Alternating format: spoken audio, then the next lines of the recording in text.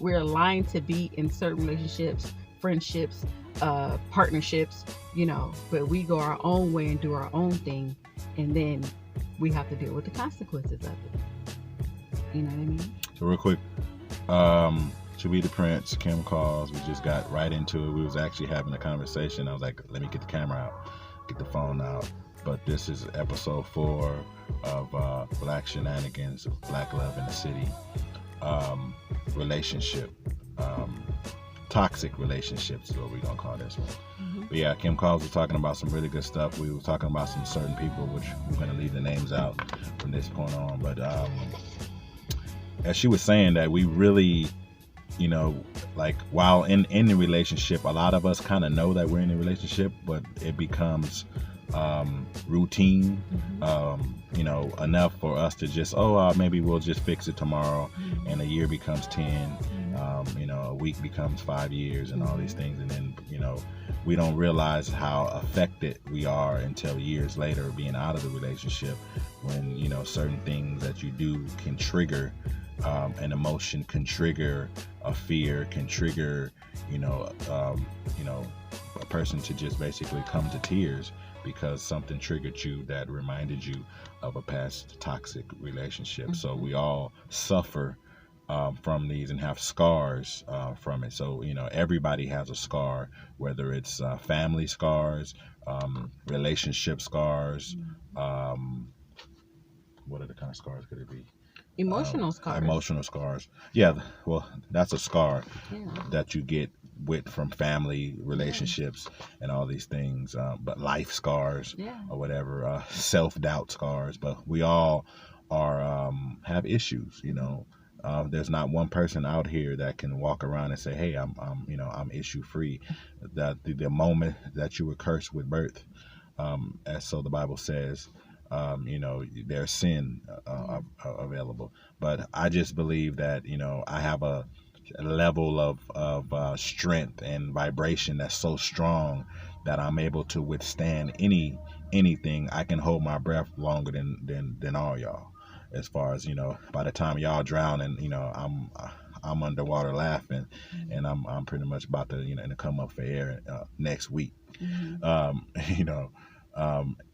I have a lot of scars from me growing up that I'm still holding my breath right now. And I'm 44 years old. I take one for the team. I took one for the team. I keep everybody's name intact. I keep all the positive jackets on everyone. And that's me taking one for the team and keeping it 100 with my own family. But I went through some tough times growing up. I can tell you some stuff that'll break you down. Some stuff that'll get you.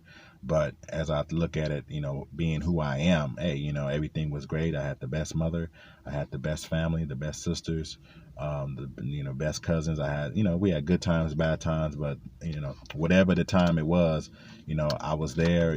I was willing to, put in my part, willing to sacrifice, willing to, do my part into keeping us going. So whatever my family was doing, I was doing. If they doing good, I'm doing good. If they messing up, I guess I'm messing up with them. And that's called true loyalty. A lot of people talk about loyalty, who's loyal and based on what they're getting out the deal. But it's only few who know what true loyalty is, and the ones who I'm talking to know who I'm talking about. The ones who keep quiet and keep doing good for somebody, even though they running their mouth, talking that crap about you, you still hold a name positive. Now around your family, you can say what you want and express how you feel, but when it comes to action, you're still holding them down. You're still doing all the stuff despite all the negative stuff that they have to say about you. So kudos to those members of the family, those members of the friends, those members of the business, the associates, the ones who hold everybody down and hold their breath the longest and truly stay loyal. And it's two of the people right here in this car who's done that. I do that with my family. She clearly does that with her family. I'm a witness to it. She holds it down for everybody. She keeps everybody's name positive. She really, she puts her neck out there, even though people try to stab it 3 or 4 times. She put her own livelihood on the line to better others. You know, so you know, I look at her a lot of the times like, I think I'm the shit. I think, I'm tough and shit, but I be crying my ass off a lot of the times. I be crying to her. She know my weaknesses. She know how much of a big baby I can be, all these things. But y'all think I'm tough and strong, but I know she got balls of steel. So I'm just keeping it real with you. I cry on her shoulders way more than she's cried on mine, and I'm keeping it 100. As a man, as a black man, I know black women is stronger than all of us. It takes a woman. It takes a black woman to create a black man. So if a black man is King Kong, then a black woman must be God, if that makes sense to you. So again, I'm just putting out there what comes to me from above. I'm just a vessel, and I'm expressing it. And of course, I'm gonna go back and listen to this myself so I can learn, so I can see what's going on. As much as I teach, as much as I preach, I listen. As much as I'm in the pulpit, I'm also praising God from those wooden seats, in the crowd. So anyway, back to what she was talking about. I'm gonna let her talk. Again, I like to take over. I like to run my mouth. I like to do all this good stuff. But at the end of the day, we're gonna let somebody strong take over. I'm gonna let her take the wheel, as I talked about in the last segment. She finna take the wheel, and I'm gonna let her get off everything she wants to get off about. Anything that she wants to talk about. So this is toxic relationships. This is toxic people in your life. Toxic habits that you have had or still hold that bag of toxicity from past relationships. Mm-hmm. So again, I'm gonna let Kim Kalls take over, and I'm gonna try not to run my mouth. I think one of the main things that's important to do is to admit that you're the one that decided to be in that toxic relationship. At the end of the day, you really can't blame that toxic person that you were in the relationship with. You can't. I mean, are they at fault? Yes. But you can't say, oh, well. Camera's right there. Mm-hmm. That's the camera, madam. You're not looking in my eyes. You can't say that, oh, well, it's all that person's fault and this, that, and the other. You have to take responsibility for allowing yourself to be in that relationship. No one forced you to be in it. You chose to be in it. And as we all know, telltale signs come up way early in a relationship. You get red flags way early in a relationship, but we like to ignore those for one reason or another, whatever that reason is. But we ignore that, how do you say it? We ignore, it was some saying you had about the fire. I can't remember what it was. Well, as far as the word ignore or ignorant, mm-hmm. I'm saying he ignorant. He ignorant. Mm-hmm. But ignorant is basically someone who ignores the truth. So when somebody's acting ignorant, a lot of people say, like, calling somebody ignorant is like calling you a bitch or a hoe, or mm-hmm. sorry for cussing, calling you, ugly. Mm-hmm. If you call somebody ignorant. Mm-hmm. But ignorant is really a soft word when you look at the foundation of it. It's ignorant. So it's somebody who's ignorant of the truth. So here's the truth, mm-hmm. and this person is ignoring it. If I say, hey, the truth is, if you walk down that street, there's 10 dogs down there, you're going to get bit. Mm-hmm. And somebody ignorant going to ignore the truth that I just spoke to him and say, ain't no dogs down there. You don't know what you're talking about, and walk down that street and get bit. Mm-hmm. So that's an ignorant person. They're ignoring the truth. Yeah. So that's what I was saying as far as the word ignoring. Yeah. Well, yeah. So when you do ignore, you allow things to grow. When you let things fester, they just get bigger. They don't get better. Mm-hmm. When you don't address things, they don't get better. They get bigger, they get worse, before you know it, you're in over your head, and a lot of times, unfortunately, that includes kids, now you got kids and, things like that. And, looks like we got to order. We got to go get this money. So we're going to cut to commercial. Brought to you by Sprouts in the background. Healthy foods, you know, you can get your cabbage, you can get your spinach, you can get everything. They got all the stuff that I shop for, all the healthy stuff that I got coming up this summer for y'all. I got some stuff that's gonna help with acne, some high blood pressure, diabetes, just stuff that's gonna save your life. Again, you know, if you're taking medicine, keep taking your medicine, keep, you know, visiting your doctor, but I also have some other things that's gonna help enhance your life. I'm not trying to go against medicine. I'm not trying to die. So at the end of the day, I'm just trying to keep it 100. Yeah. This commercial is brought to you by Sprouts. Sprouts of your life. There's a lot of healthy stuff. Get that money, get that good health, and get that good food. People don't address issues like this. You know, we have a lot of people that want to blame the other person, want to play the blame game. They don't want to take responsibility for the roles that they've played in these relationships, you know. And a lot of people, to be honest, don't even know they were in a toxic relationship. Don't know that they're in one currently. Is it because I think people don't know that they're in a toxic relationship, or people can be in a toxic home, in a toxic conversation, you know, at a toxic party, but don't realize that the toxicity is them. Exactly. You know, people are negative. People can walk in like, what's going on here? I don't like people over here. Yeah. And it's you.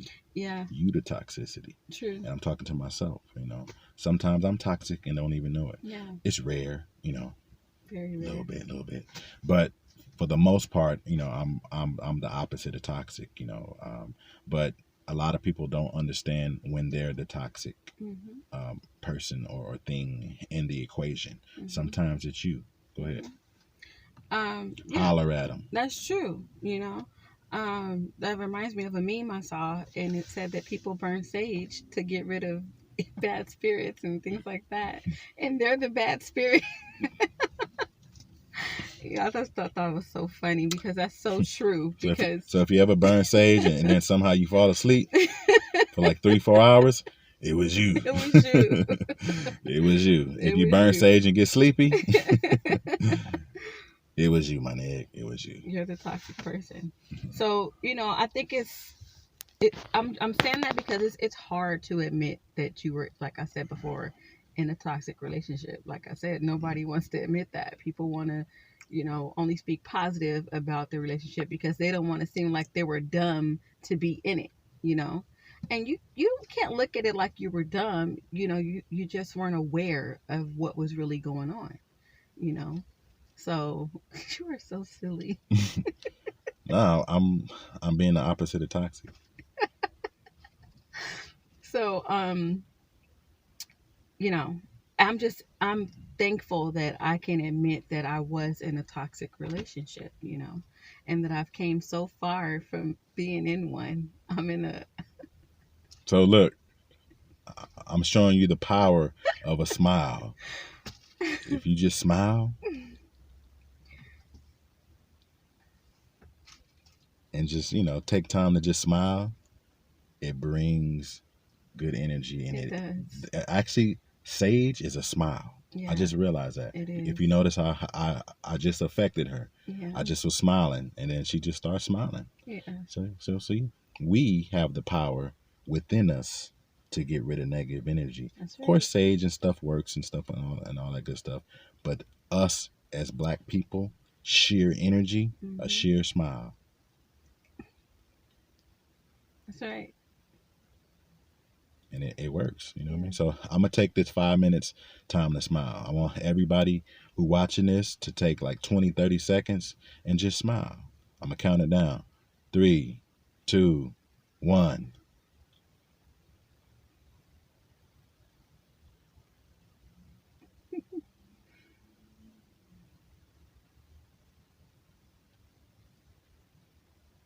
Can't see my eyes when I smile. It don't matter. As long as you see your teeth.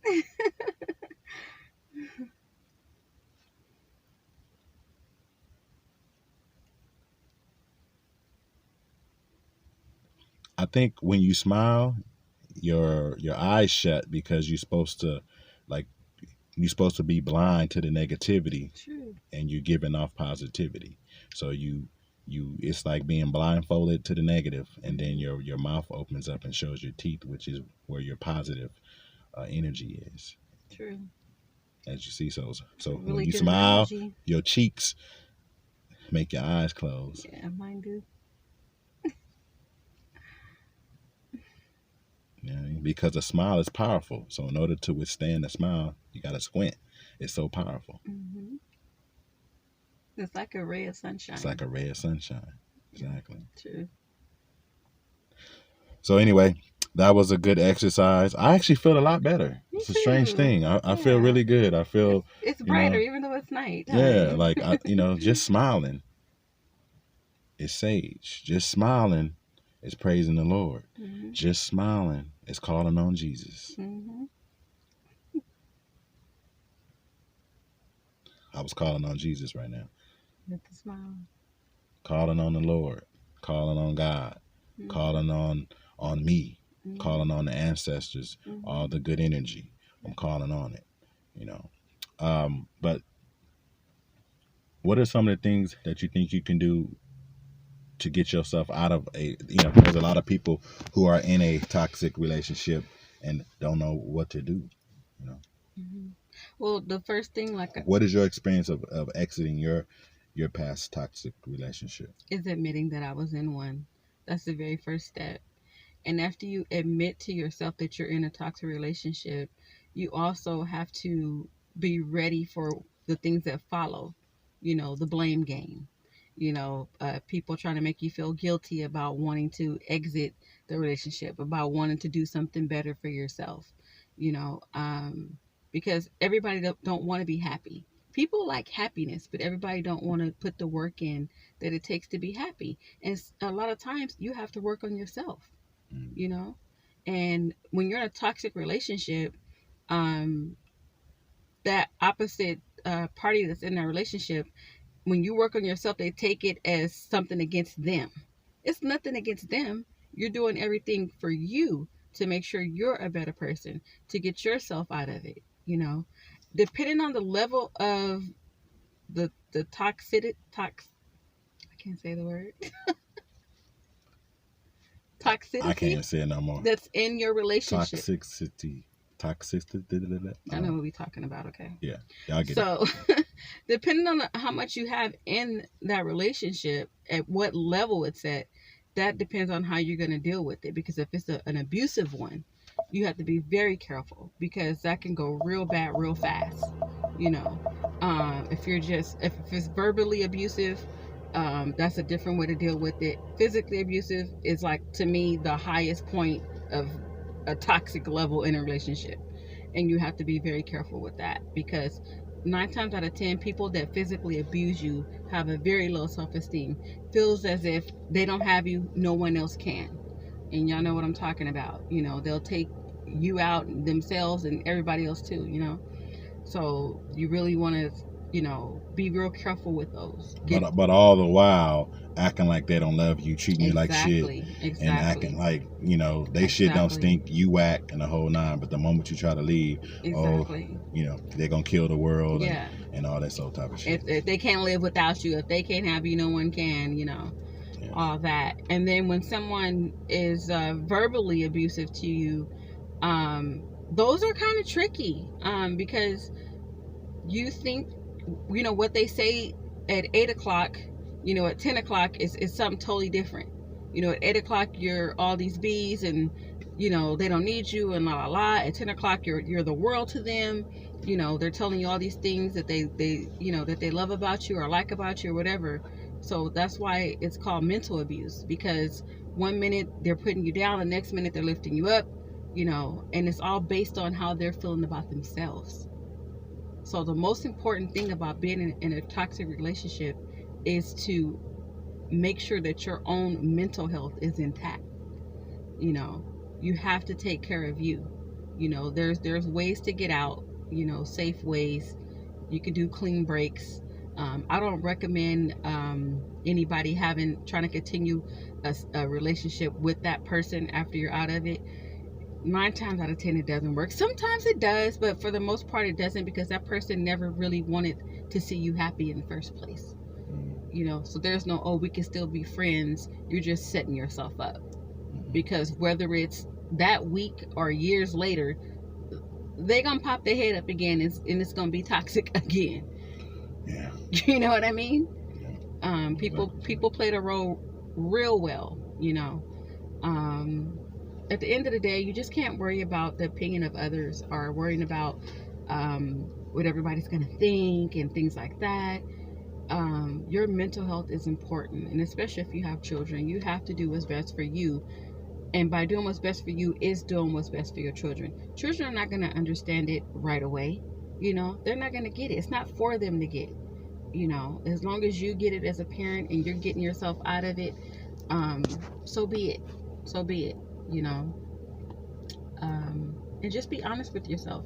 And be honest with your kids, too. You know, as parents, we want to keep our kids sheltered from things and, oh, I don't want them to know this, or they're too young to understand. Maybe back in the day when we were growing up, maybe that was okay. Now it's most definitely not okay, because we have social media, we have all these different avenues that kids are getting advice from and learning about life outside of us.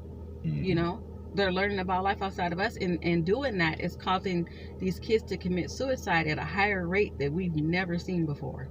You know, and it's not even teenagers. We got 5-year-olds, 6-year-olds, 9-year-olds, 10-year-olds hanging themselves, killing themselves. I think, you know how there's probably like 5,000 kids who actually commit suicide. I mean, it must be 5 million kids who's basically thinking about it. Yeah, exactly. You know, kids are like talking about this type of stuff like it's normal today. Yeah. Like, oh, I'm gonna kill myself today. Yeah. Like, what? It's like killing themselves is like it's like changing their clothes. Yeah. You know like I mean? there was this, not to get off subject, but it was this girl that she did a poll of should she kill herself or live, and it was like something like, I probably don't have the numbers right, but it was something like 40% said live, 60% said kill yourself or whatever, and she killed herself. She literally killed herself, and I thought that was the saddest thing in the world, you know, that happened. That she really based her self-worth, her life, you know, her value of her life on a poll of who thinks she should live or die. That's crazy. You know, so the question is, who voted for her to die? Exactly. Other kids that's also thinking the same thing. So you get some misery loves company. So when you get all these kids that's dealing with all these peer pressures of being a teenager in this day and time, it's a lot, you know. Like sometimes I tell my kids, like, man, you don't know. And when the reality is, we don't know, because we didn't have social media growing up. Whatever mistakes we made, whatever little extra stuff we did, it was hearsay. It was no proof. You know what I mean? So nowadays there's proof for everything. You know, if somebody do make a bad decision, you know, or if they do have a mishap, it's on record. It's on record, and it stays on record. And so you know, people, you know, kids can't take that. They're not equipped yet for that. Their frontal lobe isn't fully developed. I think back in the day, you know, if a kid wanted to kill himself and said that, like, the parents would smack the shit out of him, like, and I don't mean to cuss, but you know, it'll be like you'll get laughed out, like you'll get beat for trying to talk about dying. Mm-hmm. You know, so I think it's too much. Kids are a little bit too pampered.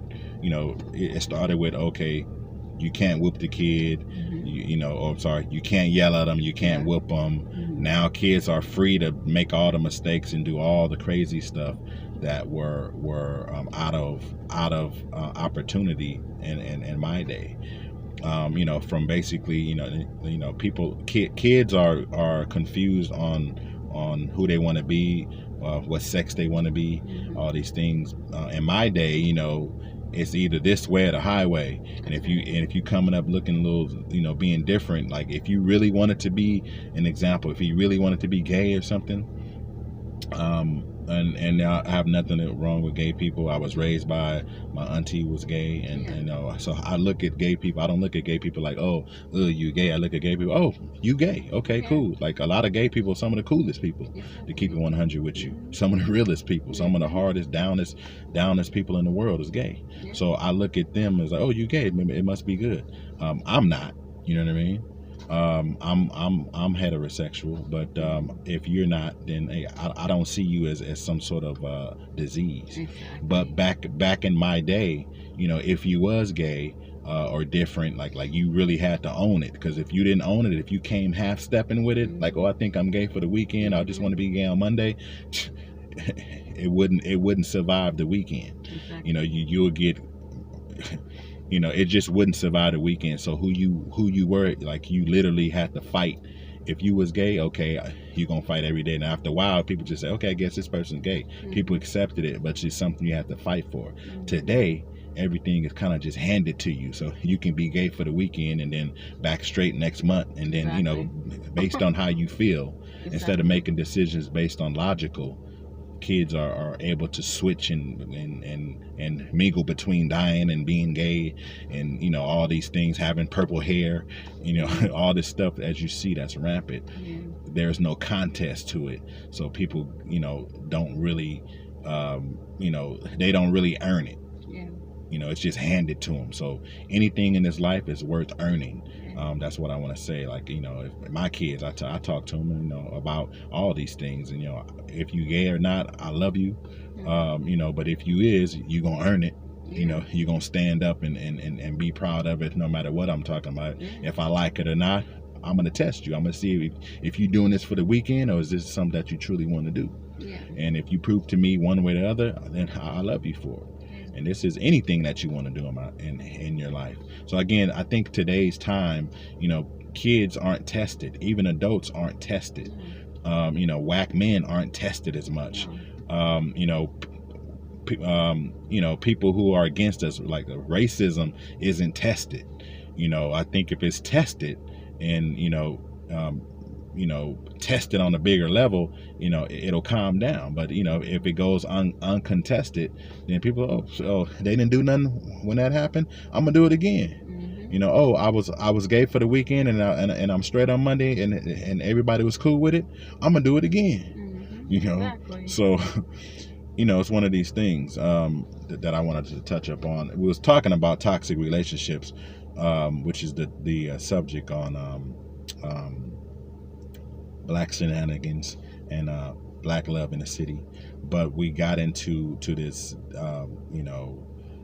things that are contested. I think that ties into toxicity, as I said. Whether it's a relationship, whether it's your environment could be toxic, our city can be toxic, our country can be toxic, and definitely our social media can be toxic. So it all depends on your vibration, who you are, and how you interpret things. And even if something can start out toxic, you always have the power to fix it. If you fall off the horse, you can always get back on. Exactly. If you make a mistake, you can always correct it. That's what I tell all my sons, all young men. I say, hey, just because you ain't perfect today, don't mean you ain't gonna be a winner tomorrow. Exactly. The point of it is what you gonna do when you fall. Are you gonna get back up, or are you gonna lay down there and cry like a little girl? Exactly. And I say that, cry like a little girl. I do more crying than she do.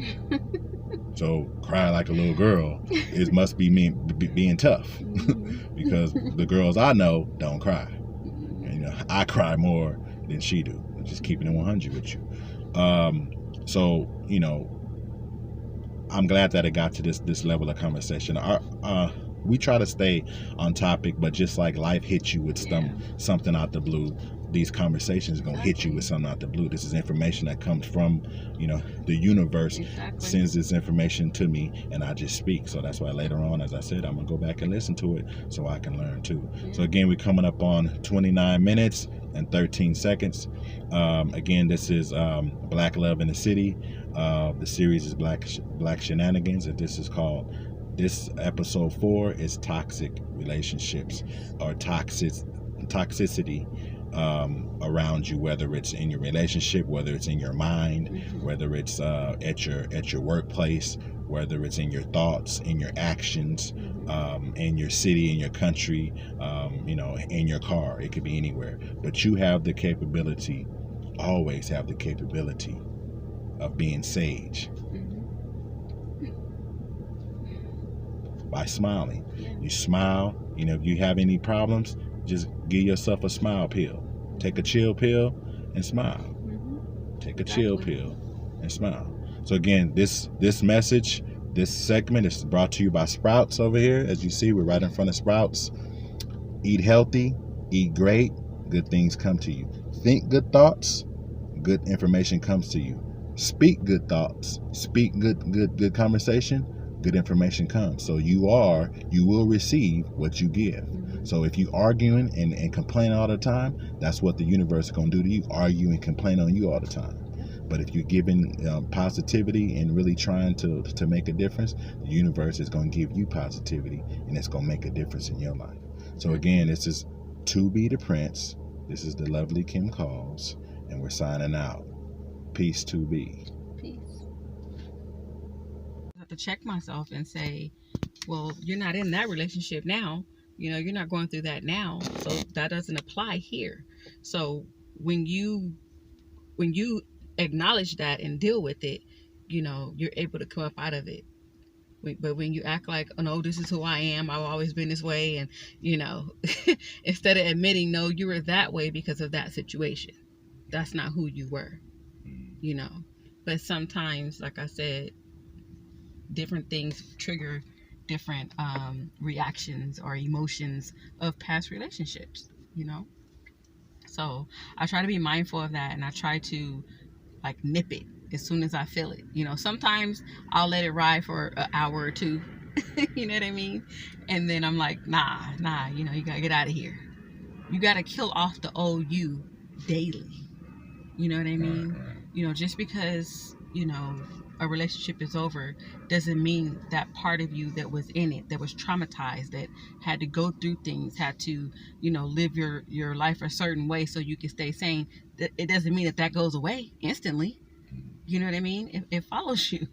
So every day you have to die to the old you, die to the old ways of, you know, a tainted or toxic relationship that you were in. You know, and I realize that. And but at the end of the day, who wants to admit they were in a toxic relationship? Nobody. Everybody wants to think about all the good things that they, you know, had in that relationship. And then at the end of the day say it just didn't work out. No, it didn't work out because it wasn't supposed to work out. You weren't supposed to be in the first place. You know.